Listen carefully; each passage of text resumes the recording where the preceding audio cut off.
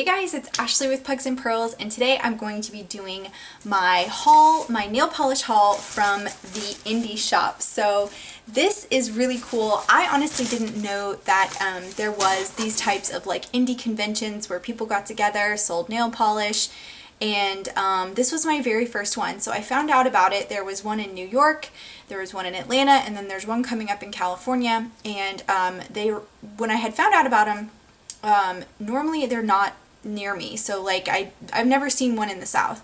So when it was in Atlanta, I thought that's an easy place for me to get to from Florida. I have friends in Atlanta, I'm gonna go and stay, and that's what I did. I had a great weekend with one of my best friends from college, and I went to the indie shop and we got these cute little bags to put all of our goodies in, and I actually put all of mine in my luggage and just prayed for the best, and everything came back just fine. So I bought, let's see, 1, 2, 3, 4, 5, 6, 7, 8, 9, 10, 11. I bought 11 polishes.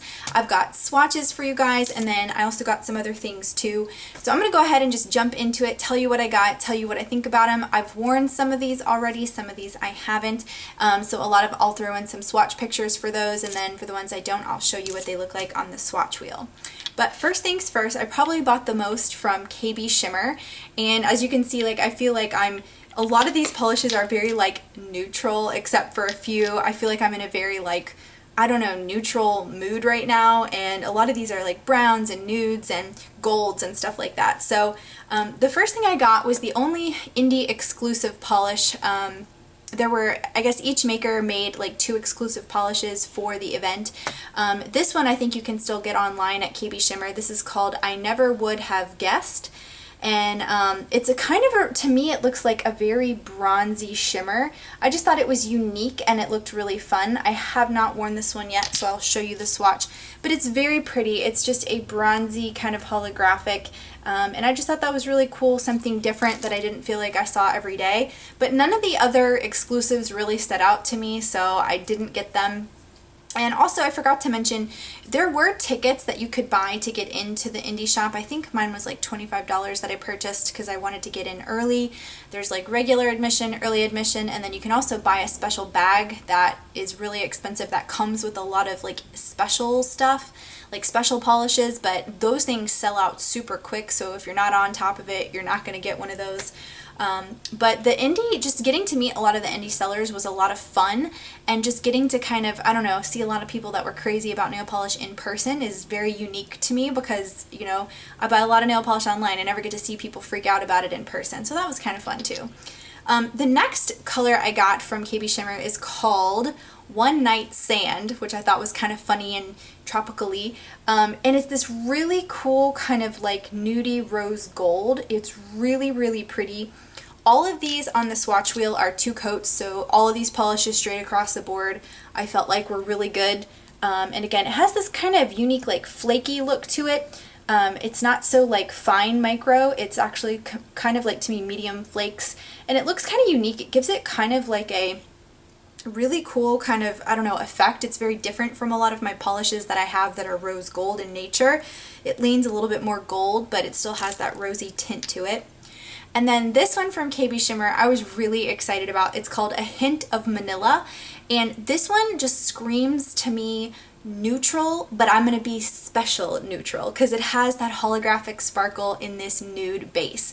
So for me, this is like one of those like work colors that I feel like I can get away with because it's still neutral, but it still has that pop of, hey, I'm pretty special. So this is what it looks like. I think it's absolutely awesome, and it's just, like I said, it's kind of nude, and it's almost just one of those that's subtle, but it sneaks up on you with that holographic in it. So it's like, at a work environment, nobody's going to notice unless they're like right on top of your nails, and then it kind of really pops, and it especially pops in the sunlight too. But I really like that one. I just thought that was really cool because you don't see a lot of nude holographics, or at least I feel like I don't see a lot of nude holographics. Next up is a company called Crystal Knockout. I got 2 of her polishes, both gold. I couldn't decide. Actually, no, I got 3 of her polishes. These first 2 are gold.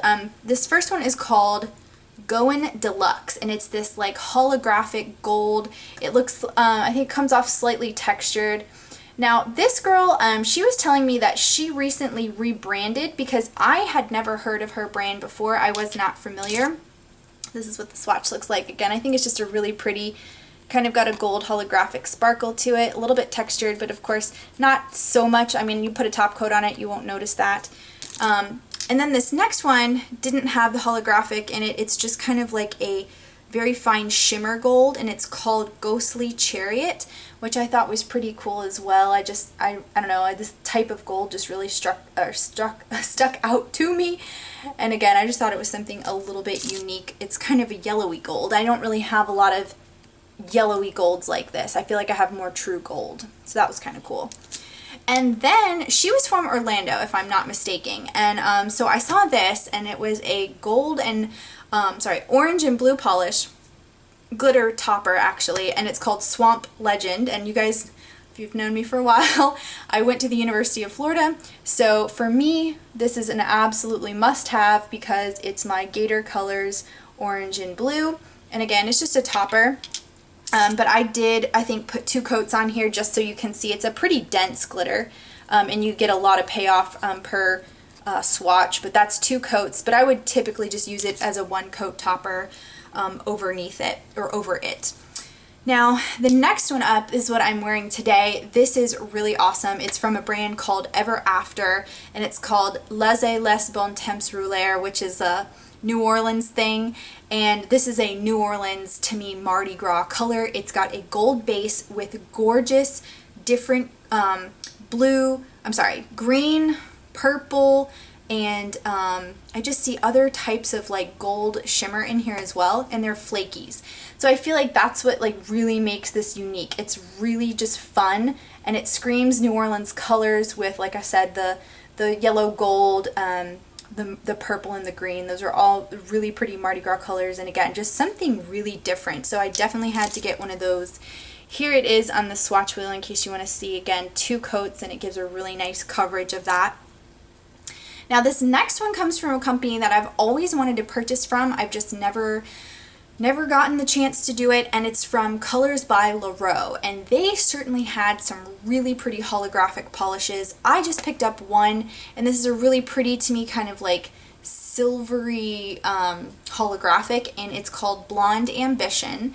And so this one, to me, just, it's got that gorgeous rainbow effect. It was very smooth, and again, really easy to utilize. 2 coats, and this is what it looks like on the swatch wheel. I think it looks super cool. When you get out in the sunlight, this thing just pops off your nails, and it just is really, really pretty. I don't have a ton of these types of silver holographics, but it is like a true hollow with the rainbow shift, and it's really, really nice. These next 3 that I have, the last 3, they are individual brands. I got one of these. This is called 24 Karat Gold Plated, and it's from, I believe, Bluebird Lacquer. Now, I think I've heard of them, but I don't think I've ever purchased anything, so this is my first polish. And again, you can kind of tell this is kind of a nudie rose gold. It's got some shimmer holographic in there as well, and it's got a really pretty, to me, just kind of pink rose gold color, and it's got some gold glitter as well. So this is what it looks like on the swatch wheel. I just thought that was something kind of pretty and kind of a neutral color. I still think I would wear that to work. But something, like I said, I hadn't tried before. Another company called Poetry Cowgirl Nail Polish. I've always wanted to try her brand as well.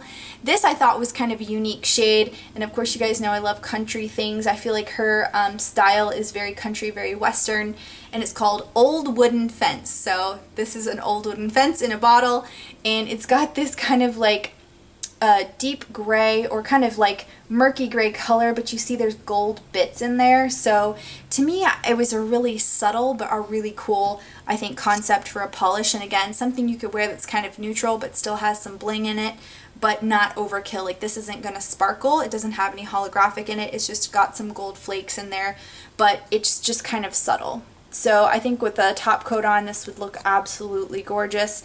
And again, just something a little bit different, a little bit unique, a little bit country. Now the last one's like the only kind of like really different kind of color I got. I feel like the rest of this was pretty neutral, pretty brown, pretty nudie, pretty gold. This one is gorgeous. Now this is a from Chaotic Glitz, and she is in Tampa. I've never purchased from her before either, so I was really excited to see some Tampa people. And this is called Crushed Velvet, and it is a gorgeous to me, like velvet satin matte, and it is just, like I said, it is beautiful. I love the deep red color. It translates so nicely to the nails, and the swatch of this is just absolutely amazing. It's a gorgeous matte, and to me it's like a satin matte because it still has some shine to it, but it is a matte polish. So crushed velvet, I think that's a perfect name for that polish. It is gorgeous.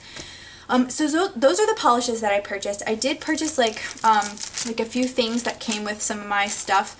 When I was at KB Shimmer, I did want to get one of these like rainbow, she has a lot of like rainbow tools, and I wanted a tweezer just so that I could use to get the latex off of my fingers when I do stamping, because it's hard to do it with your own fingers because things start going everywhere. So it's nice to have tweezers to kind of pull off the latex barrier around your fingers. So that's what I'm going to use these for.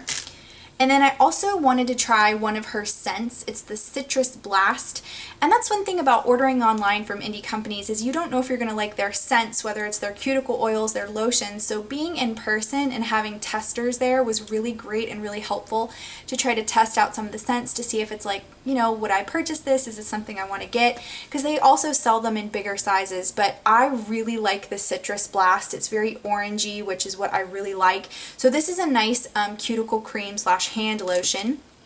And then when I bought my Ever After polish, she gave me a Cuticle Crelly Raspberry Vanilla. So this is like a little like cuticle cream, and it is very potent. It really does smell like a raspberry vanilla, but it is extremely strong. It's just kind of like a thick cream. So when I put this on, I have to be really careful because the scent does take over. I mean, and it's a great scent, but I'm kind of sensitive to smell sometimes, so if it's too potent, sometimes it will bother my head, but it is very nice and it works really well. It's a great cuticle cream. So those were the extra things that I got. Like I said, I had a great time.